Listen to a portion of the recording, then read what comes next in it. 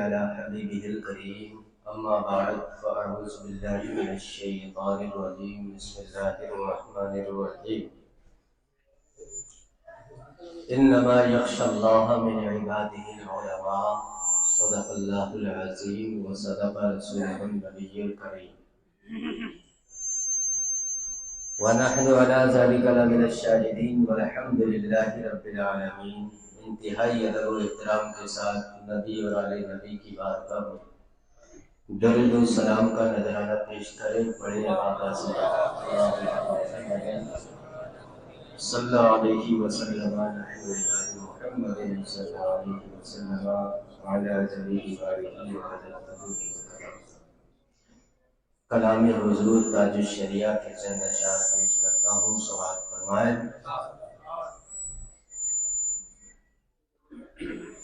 کہ داغ فرقت طیبہ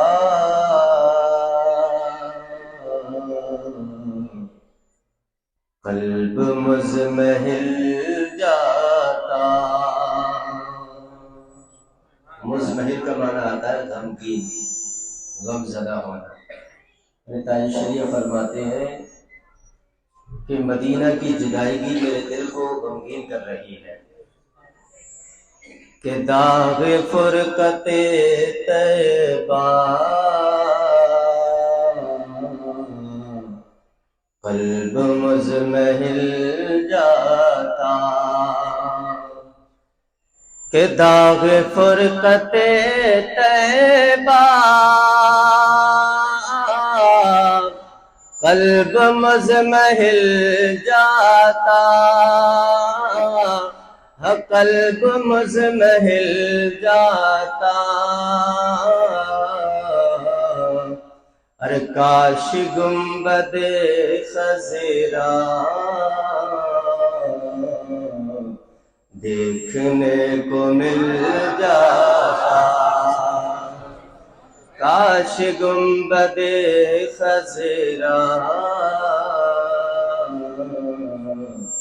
دیکھنے کو مل جاتا۔ اور میرا دم نکل جاتا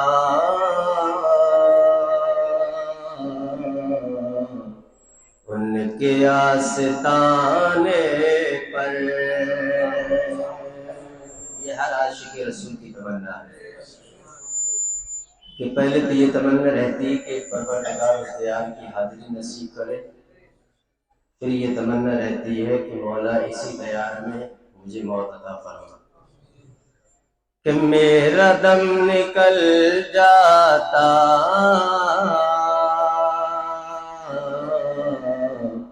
ان کے آستانے پر، کہ میرا دم نکل جاتا ان کے آستانے پر، ہاں ان کے آستانے پر۔ ارے ان کے آستانے کی ارے خاک میں مل جاتا، ان کے آستانے کی خاک میں مل جاتا۔ اور فرقت مدینہ نے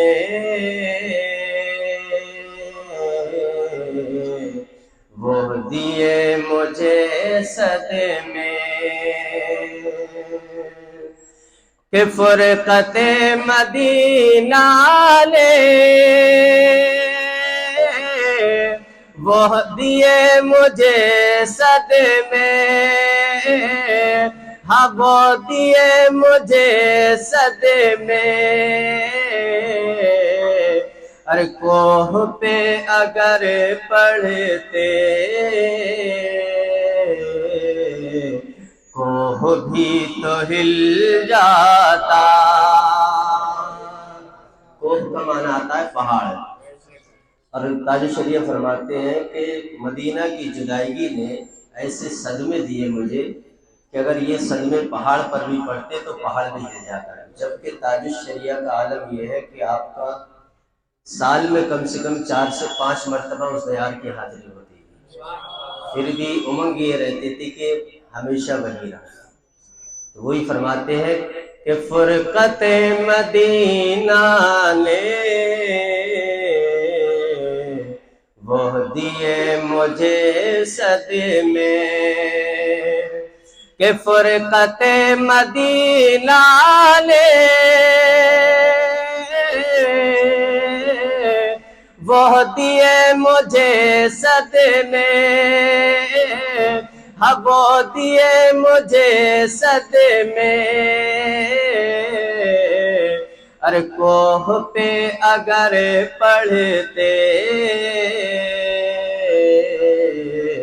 کوہ بھی تو ہل جاتا،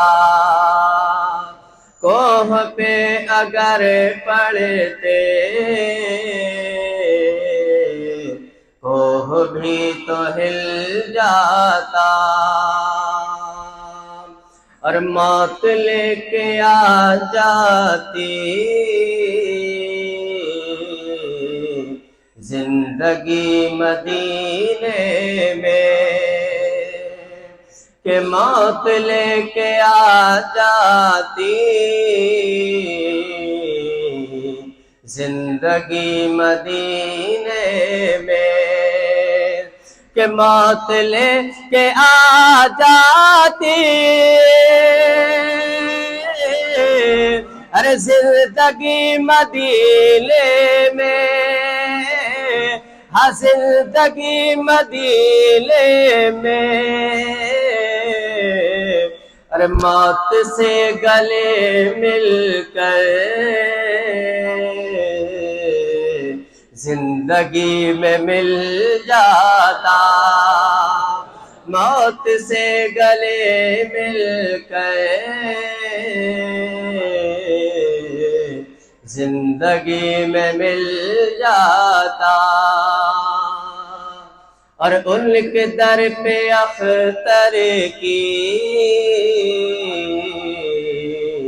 حسرتیں ہوئی پوری، کہ ان کے در پہ اختر کی حسرتیں ہوئی پوری، کہ ان کے در پہ اختر کی حسرتیں ہوئی پوری، حسرتیں ہوئی پوری، ارے سائل در اقدس کیسے منفعل جاتا، سائل در اقدس کیسے منفعل جاتا۔ تاج الشریعہ فرماتے ہیں کہ ہماری تمام حسرتیں آقا کے روضے پر پوری ہوئی، کہتے ہیں کہ جو ان کے در پہ مانگے تو وہ کیسے محروم ہو سکتا ہے، وہی کہتے ہیں کہ ساحل در اقدس کیسے منفعل جاتا۔ درود پاک پڑھیں، اللہم صلی علی سیدنا ونبینا ومولانا محمد مبارک وسلم، صلاۃ و سلام علیک یا رسول اللہ صلی اللہ علیہ وسلم۔ محترم حضرات، یہ کچھ تھوڑا سا اللہ پاک نے قرآن عظیم کے اندر ارشاد فرمایا، انما یخشی اللہ من عبادہ العلماء۔ اللہ بیان کرتا ہے کہ میرے بندوں میں سے مجھ سے ڈرنے والی جو جماعت ہے وہ علماء کرام کی جماعت ہے۔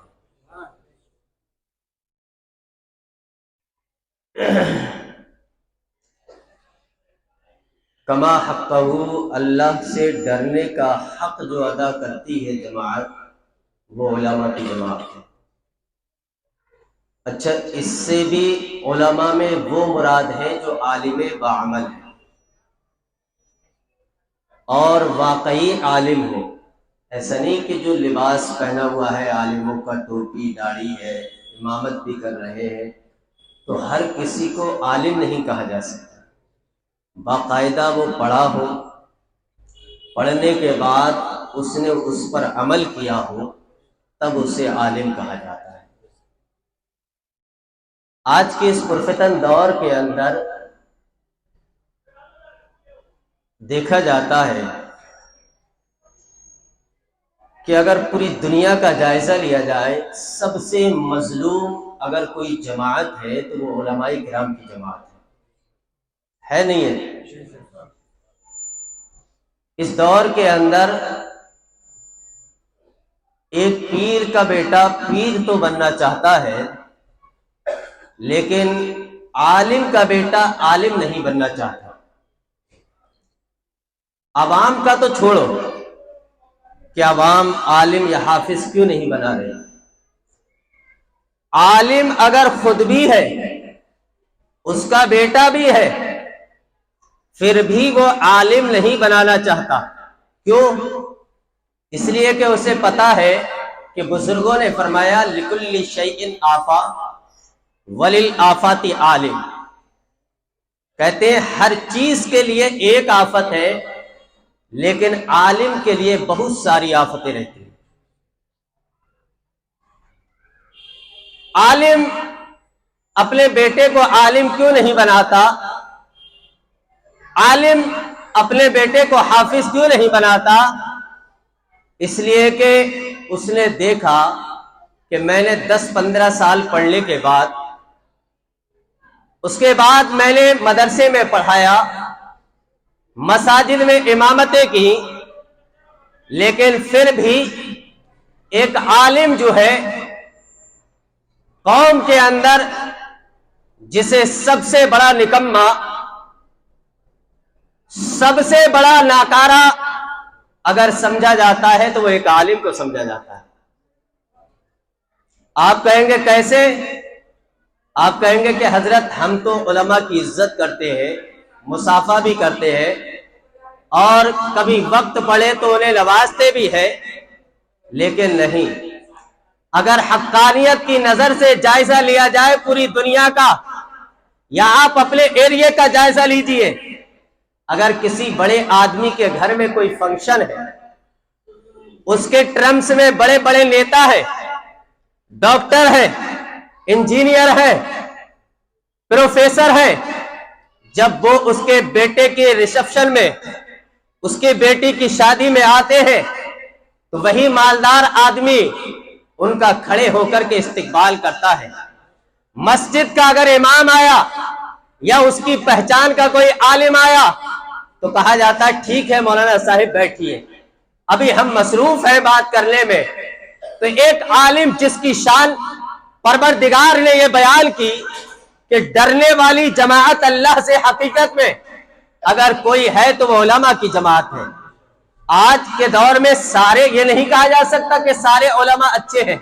میں نے قید لگائی کہ عالم باعمل ہوگا تب وہ اچھا ہوگا، عالم اگر سو ہوگا، عالم برا ہوگا، اگر اس کا عمل اچھا نہیں ہوگا تو ہم اسے عالم نہیں کہتے۔ غدار رسول ہوگا، ہم اسے عالم نہیں کہتے۔ غدار خدا ہوگا، ہم اسے عالم نہیں کہتے۔ غدار صحابہ ہوگا، ہم اسے عالم نہیں کہتے۔ حرام کا کھانے والا ہوگا، ہم اسے عالم نہیں کہتے۔ بدعملی کرنے والا ہوگا، ہم اسے عالم نہیں کہتے۔ ہم عالم کسے کہتے ہیں؟ وَمَن يُعَظِّمْ شَعَائِرَ اللَّهِ فَإِنَّهَا مِن تَقْوَى الْقُلُوبِ۔ اللہ ارشاد فرماتا ہے کہ جو اللہ کی نشانیوں کی تعظیم کرتا ہے، حقیقت میں وہی تقوی کا پابند ہوتا ہے، اور اسی کو عالم ربانی کہا جاتا ہے۔ اب اللہ کی نشانی کیا ہے؟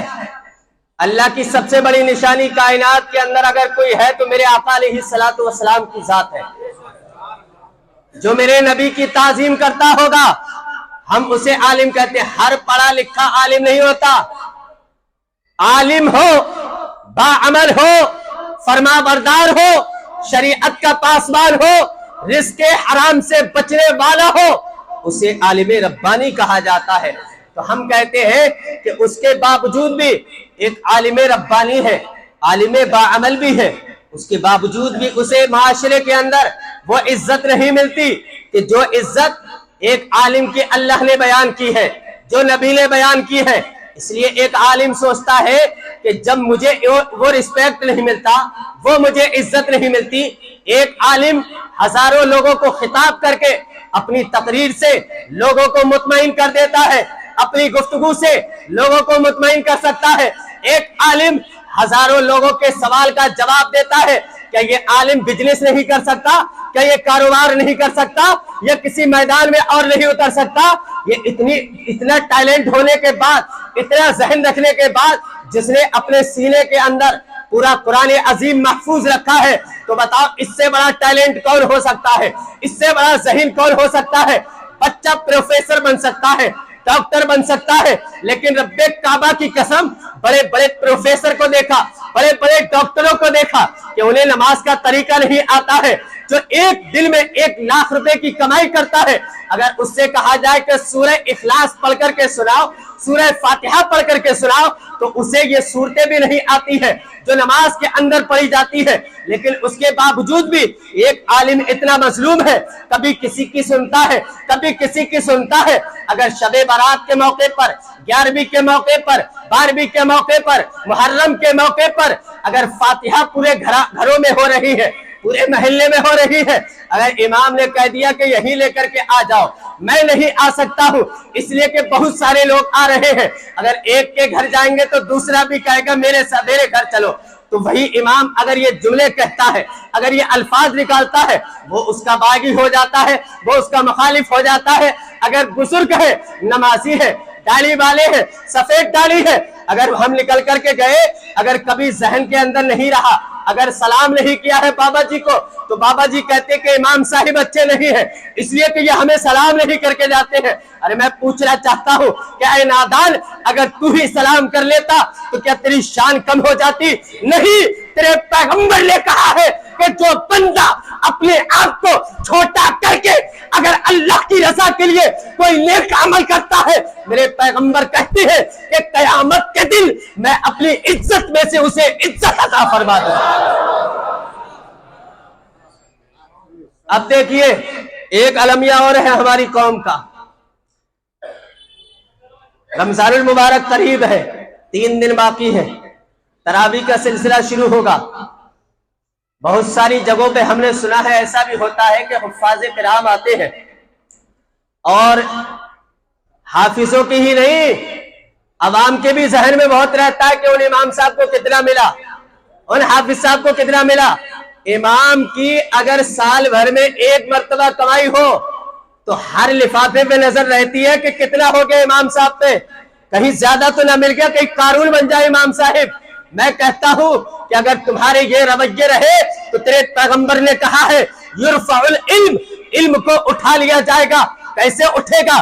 کیا قرآن اٹھے گا؟ کیا کتابیں اٹھیں گی؟ نہیں، ایسا نہیں ہوگا، بلکہ ہوگا یہ کہ لوگ جو ہے علماء کرام جب دیکھیں گے کہ ہماری ایسی حالت ہے، ہماری ایسی زبوں حالی ہے، ہم اتنے مظلوم ہیں، قوم ہمیں امیر دیکھنا نہیں چاہتی، قوم ہماری انکم کو دیکھنا نہیں چاہتی۔ اگر امام جو ہے نکاح پڑھا کر کے آ رہا ہے تو امام کے پاکٹ پہ نظر رہتی ہے کہ پتہ نہیں کتنا ملا ہے امام کو، پتہ نہیں کتنا ملا ہے اسے فاتحہ میں، پتہ نہیں پروگرام میں کتنا ملا ہے۔ میں کہتا ہوں کہ اگر تمہاری یہ نظر رہے گی تو اس لائن کے اندر، اس ڈپارٹ کے اندر کوئی امیر اپنے بیٹے کو اس لائن کے اندر نہیں ڈالے گا، کوئی امیر، کوئی بزنس مین، کوئی ڈاکٹر، کوئی پروفیسر اپنے بچے کو حافظ نہیں بنائے گا، عالم نہیں بنائے گا، اس لیے کہ وہ سوچے گا کہ قوم کا تو یہ حال ہے کہ قوم تو یہ دیکھتی ہے کہ کتنا کمایا ہے، 10, 15, 20 ہزار روپے ماہانہ کماتا ہے، اس کے باوجود بھی قوم یہ سوچتی ہے کہ نہ جانے کتنا کمایا ہے۔ یہی وجہ ہے کہ جب امیر کے بچے اس لائن کے اندر نہیں آئیں گے تو رمضان المبارک کے اندر جو ہے جب 29 شعبان آتی ہے، حافظ صاحب مسجد میں آتے ہیں، قرآن پڑھنے کے لیے لوگوں سے مطالبہ کرتے ہیں کہ اس مسجد کے اندر نذرانہ کتنا ملتا ہے۔ جب قوم میں پتہ چلتا ہے تو قوم کہتی ہے کہ ایسے حافظ صاحب ہیں، یہ تو نذرانہ طے کرتے ہیں، یہ تو نذرانہ پوچھ رہے ہیں۔ میں کہتا ہوں کہ جب غریب کے ہاتھوں میں دیر ہوگا تو معاملہ یہی ہوگا کہ جب غریب ہوگا پھر تو اسے اپنی انکم میں نظر رکھنا پڑے گی۔ کیوں ایسا نہیں کرتے ہیں؟ اگر تو ڈاکٹر ہے اپنے بچے کو حافظ بنا، اگر تیرا بچہ ڈاکٹر ہے اسے حافظ بنا، انجینئر ہے اسے حافظ بنا، پروفیسر ہے اسے حافظ بنا، کرنل ہے اسے حافظ بنا، جنرل ہے اسے حافظ بنا۔ رب کعبہ کی قسم، جب بچہ ڈاکٹر ہوگا، پروفیسر ہوگا، حافظ قرآن ہوگا، رمضان میں آئے گا، اگر اراکین کمیٹی اس سے کہیں گی کہ بتا تیرا نذرانہ کیا ہے، کتنا نذرانہ لینا چاہتے ہو، تو قسم سے وہ ڈاکٹر کہے گا، جو حافظ ہے، جو پروفیسر ہے، جو انجینئر ہے، وہ کہے گا کہ نادان نذرانے کی بات کرتا ہے، تو جتنا نذرانہ دے گا اتنا تو میں رمضان میں زکات تقسیم کر دیا کرتا ہوں، مجھے تیرے نذرانے کی ضرورت نہیں ہے۔ رب کعبہ کی قسم، جب مالدار کے بچے اس لائن کے اندر آئیں گے، مساجد بھی آباد ہوں گی، مدارس بھی آباد ہوں گے، اور قوم کے اندر زبوحالی پیدا نہیں ہوگی بلکہ اللہ پاک اس قوم کو ترقی عطا فرمائے۔ آپ کہیں گے کہ حضرت اگر ای کو تھوڑا کم کرو، آپ کہیں گے کہ حضرت اگر بچہ ڈاکٹر بنے گا اور حافظ بھی ہوا تو وہ کیسے قرآن سنائے گا؟ تو کہے گا کہ میں ڈاکٹر صاحب ہوں، وہ کیسے امامت کرے گا؟ میں کہتا ہوں کہ پڑھائی صرف امامت کے لیے نہیں کی جاتی، مدرسہ پڑھانے کے لیے نہیں کی جاتی، بلکہ یہ تعلیم ایسی ہے کہ انسان کو انسان بناتی ہے، ذہن کھولتی ہے، دل کھولتی ہے، حیوانیت ختم کرتی ہے، ظلم کا خاتمہ کرتی ہے، انسان کو زمین کی پستی سے اٹھا کر کے آسمان کی بلندی پر فائز کرتی ہے۔ اور میں کہتا ہوں اگر ڈاکٹر صاحب بھی ہوں گے اور حافظ بھی ہوں گے ساتھ میں، تو اگر وہ مسجد میں قرآن سنا دیں گے تو کون سی بڑی بات ہے؟ آپ کہیں گے کہ یہ بڑا مشکل کام ہے، اس لیے کہ ڈاکٹر صاحب تو مصروف رہتے ہیں، انہیں تو 10,000 20,000 پر ڈے کمانا ہے، وہ مسجد میں آ کر کے مصلی پہ کیسے اتنی محنت کریں گے؟ پورا دن قرآن پڑھنا ہے، پھر مصلی پہ آئیں گے، پھر وہ تراویح پڑھیں گے۔ میں کہتا ہوں اگر ڈاکٹر ہوگا تراویح پڑھائے گا، انجینئر ہوگا تراویح پڑھائے گا، پروفیسر ہوگا تراویح پڑھائے گا، بزنس مین ہوگا تراویح پڑھائے گا، رب کعبہ کی قسم یہ نذرانے کا مطالبہ نہیں کرے گا۔ قوم کے حالات بھی اچھے ہوں گے، قوم کے افراد بھی، مالدار لوگ بھی اپنے بچوں کو مدارس کے اندر داخل کرتے ہوئے نظر آئیں گے۔ میں کہتا ہوں کہ ڈاکٹر کیوں نہیں سنا سکتا، انجینئر کیوں نہیں سنا سکتا، پروفیسر کیوں نہیں سنا سکتا؟ اسی ہندوستان کے اکھنڈ بھارت کا بادشاہ اورنگزیب عالمگیر جب پورے ہندوستان کا بادشاہ ہو کر کے دلی کی جامع مسجد میں تراویح پڑھا سکتا ہے تو ڈاکٹر کا بچہ یا ڈاکٹر تراویح کیوں نہیں پڑھا سکتا ہے؟ اورنگزیب عالمگیر نے اکھنڈ بھارت کا بادشاہ ہے، تراویح پڑھائی ہے دلی کی جامع مسجد میں، بادشاہ ہو کر کے تراویح پڑھا دی، ڈاکٹر صاحب ہو کر کے نہیں پڑھا سکتے؟ امیروں کو ضرورت ہے اپنے بچوں کو اس لائن کے اندر داخل کریں۔ اگر ترقی چاہتے ہیں تو آپ کو داخل کرنا ہوگا اس لائن کے اندر۔ آپ دیکھیے اسی بھارت کا اورنگزیب کا باپ بادشاہ شاہ جہاں، نام سنا ہوگا نا آپ نے؟ ان کے 4 بیٹے تھے، ان میں ایک اورنگزیب بھی تھی، ایک بیٹی تھی۔ سارے بچوں کو انہوں نے عالم بنایا، لڑکی کو بھی عالمہ بنایا۔ بادشاہ نے اپنے بچوں کو عالم بنایا۔ ایک اگر چھوٹے سے بزنس مین ہوتے نہیں کہتے حضرت ہم نہیں مدرسے میں پڑھائیں گے، اس لیے کہ ہمارا بچہ الف با جا کر کے پڑھے گا اور جو ہے لوگ معاشرے والے سے حافظ جی یا عالم صاحب کہیں گے۔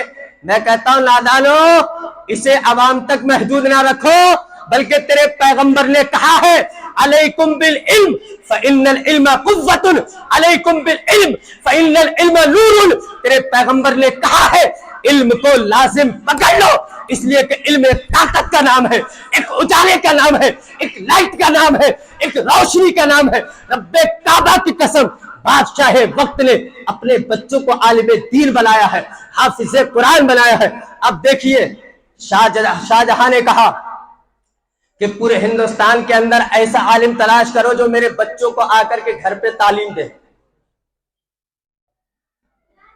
کہا کہ اچھا ٹھیک ہے، پورے ہندوستان کا جائزہ لیا آپ کے وزیروں نے، تو امیٹھی ایک پڑتی ہے لکھنؤ کے پاس میں، نام سنا ہوگا آپ نے نا، وہاں پہ ایک شخصیت ہے جنہیں ملا جیون کہا جاتا ہے۔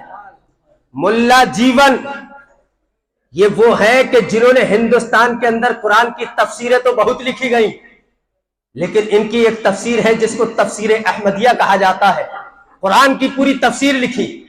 بادشاہ کو بتایا گیا کہ لکھنؤ کے پاس امیٹھی ہے، پہلے تو گاؤں تھا وہ، کہا کہ وہاں پر ایک مولوی صاحب ہے، وہ بڑے قابل ہیں، وہ پڑھا سکتے ہیں۔ خط بھیجا بادشاہ نے، کہا کہ آپ جو ہے ہمارے بچوں کو گھر پہ آ کر کے پڑھا دیجیے۔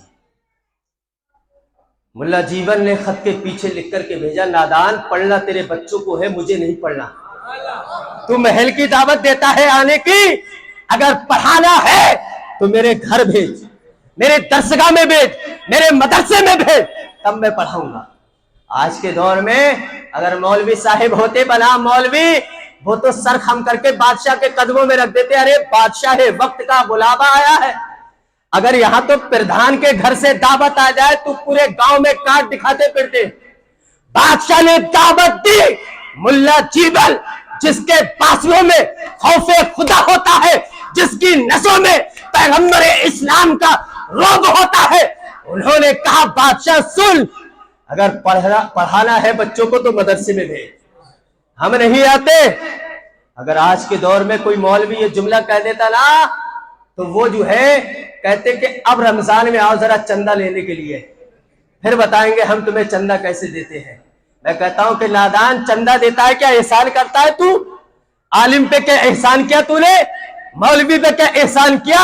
یہ تو علماء کا احسان ہے تم پر نادانو، کہ جو تم سے لیتے ہیں اور راہ خدا میں خرچ کرتے ہیں، اور تمہیں طریقہ بتاتے ہیں کہ راہ خدا میں خرچ کرنے کا طریقہ کیا ہے۔ رب کعبہ کی قسم، اگر تمہارا پیسہ کسی عالم دین کے ہاتھ میں گیا راہ خدا کے نام سے، یہ اس بات کی ضمانت ہے کہ وہ پیسہ آپ کا بارگاہ الہی میں مقبول ہو جایا کرتا ہے، ورنہ تو آپ کا پیسہ لوٹنے والے بڑے پڑے ہیں، جھوٹے بھی ہیں، اجار بھی ہیں، مکار بھی ہیں، جنہیں کہاں کہاں سے آتے ہیں ٹوپی لگا کے، داڑھی لگا کے، اور آ کر کے سوال کرتے ہیں کہ مدرسے میں کام چل رہا ہے۔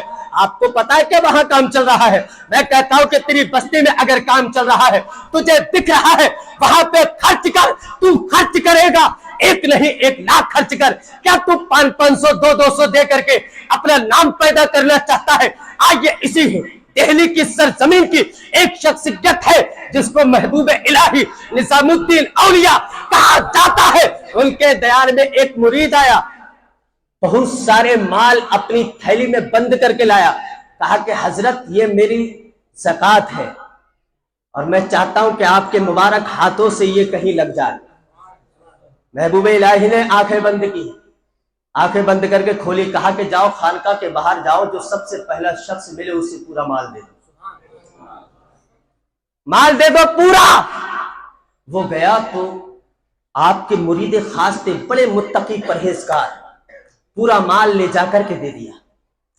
دوسرا شخص آیا، کہا حضرت میرا بھی یہ زکوٰۃ کا مال ہے، میں بھی آپ کے مبارک ہاتھوں سے قوم پہ خرچ کرنا چاہتا ہوں۔ محبوب الہی نے آنکھیں بند کی، کہا کہ جو پہلا شخص ملے خانقاہ کے باہر اسے پورا مال دے دو۔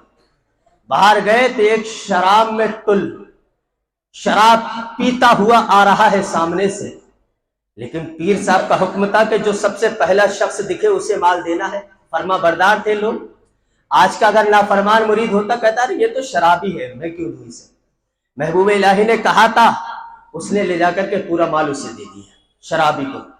اب وہ آئے محبوب الہی کی بارگاہ میں سر جھکا کر، کہا کیا ہوا؟ کہا کہ حضرت ان کا مال تو ایک متقی کے پاس گیا اور میری زکوٰۃ ایک شرابی کے ہاتھ میں گئی۔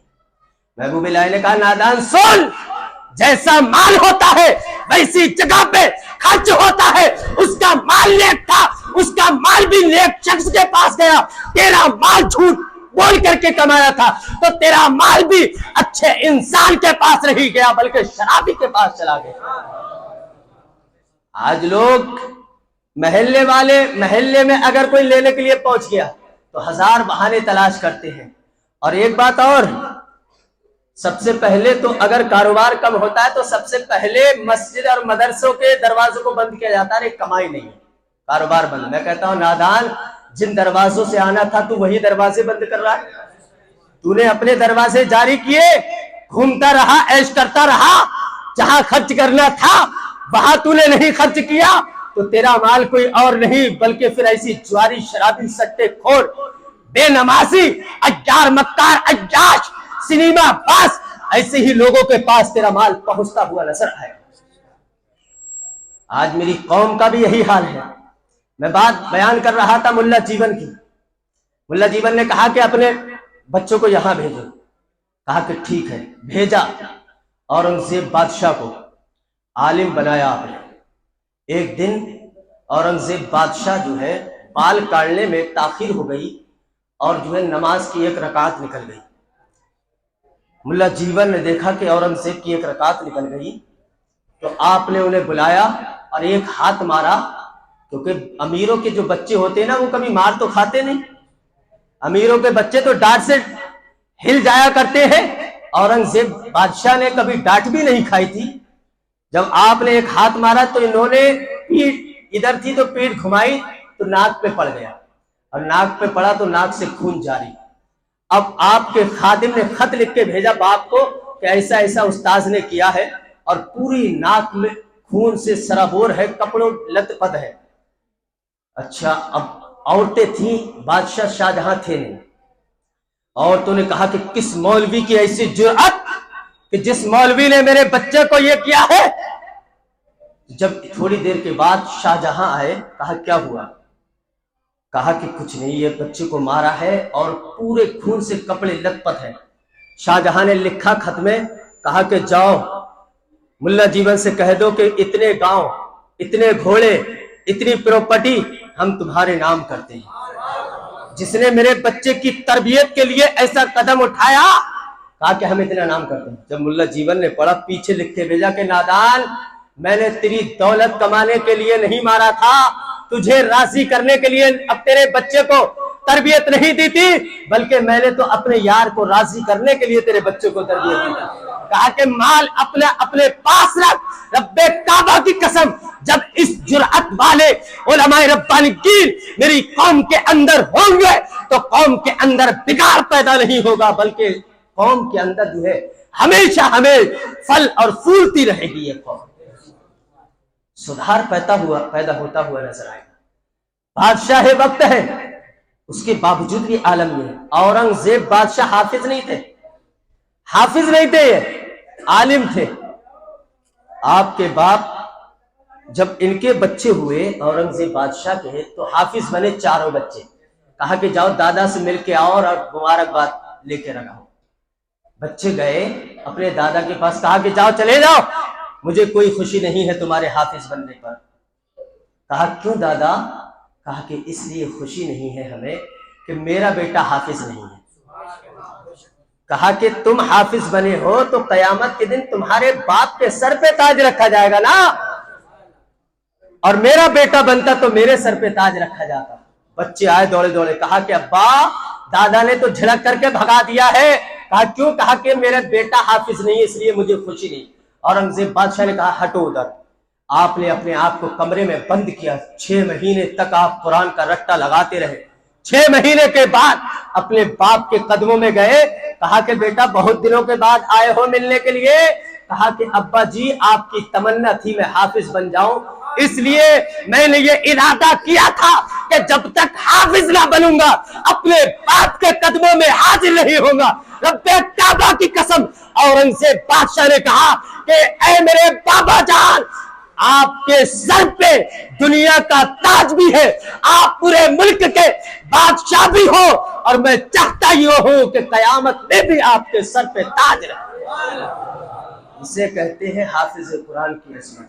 تو میرا کہنے کا مقصد یہ کہ میرے دوستو، ہمیں یہ نہیں سوچنا چاہیے کہ ہم امیر ہیں تو ہمارا بچہ ڈاکٹر بنے گا تبھی کامیاب. میں کہتا ہوں کہ اگر میں اس پہ گفتگو کروں تو اس میں گھنٹے اور چاہیے مجھے، تب آپ کے سمجھ میں آئے گی اس لائن کی اہمیت. میں مجھے یہ بتاؤ کہ ہم آپ سے خطاب کرتے ہیں یا کوئی اور مسجد کا امام، وہ ہزاروں لوگوں کو مطمئن کر کے بھیجتا ہے. کیا ہمارے اندر اتنا دماغ نہیں کہ ہم بھی کاروبار کر لیں؟ ہم بھی کارخانہ چلا سکتے ہیں، ہمیں بھی مشینیں چلانا آتی ہیں، ہم بھی کام کر سکتے ہیں. لیکن یہ اپنے اپنے مقدر کی بات ہے کہ اللہ نے ہمارے مقدر میں یہ رکھا ہے اور کاروباری لوگوں کے مقدر میں وہ رکھا ہے. میرے دوست، اس کی عظمتیں یوں ہی بیان نہیں کی جا سکتی، اس کو سمجھا ہی نہیں جا سکتا. اگر سمجھنا ہے تو علماء کی صحبت اختیار کرنی ہوگی. اس میں بہت ساری حدیثیں ہیں میرے ذہن کے اندر، لیکن وقت اب اس کی اجازت نہیں دیتا، اس لیے کہ آج کا دن وہ عظیم الشان دن ہے کہ جس دن الحمدللہ ہمارے مدرسے کے 5 طلباء کرام فارغ ہو رہے ہیں حافظ قرآن. اور آج عظیم الشان اجلاس ہے راجیو پارک قادری مسجد کے پاس میں، اور ایسی ہستی کو مدعو کر لیا ہے کہ جن کے پاس میں مولا علی کا جبہ بھی ہے. مولا علی کا اصلی جبہ ہے، جنہیں کہا جاتا ہے گلے گلزار سیادت حضور سیدی سرکار سید گلزار اسماعیل واسطی صاحب قبلہ، جو مسولی شریف سے الحمدللہ تشریف لا رہے ہیں. مفتی شہزاد صاحب اور دیگر اور قاری صحابہ صاحب شورائے کرام تشریف لا رہے ہیں. تو میرا کہنے کا مقصد یہ ہے کہ آپ جانتے ہیں کہ جیسے کوئی بھی کام کرنے کے لیے چلو دین کا تو اس میں خرچ ہوا کرتا ہے. پچھلے جمعہ بھی کوئی خاص ایسا تعاون نہیں ہوا تھا. اگر آپ لوگوں کی اچھا ہے تو کر سکتے ہیں خرچ، ورنہ ہمارے مخصوص افراد ہیں ان سے التجا کی جائے گی، وہ اس میں حصہ ضرور لیں گے. یہ ماشاءاللہ ہمارے بھائی نے 500 روپے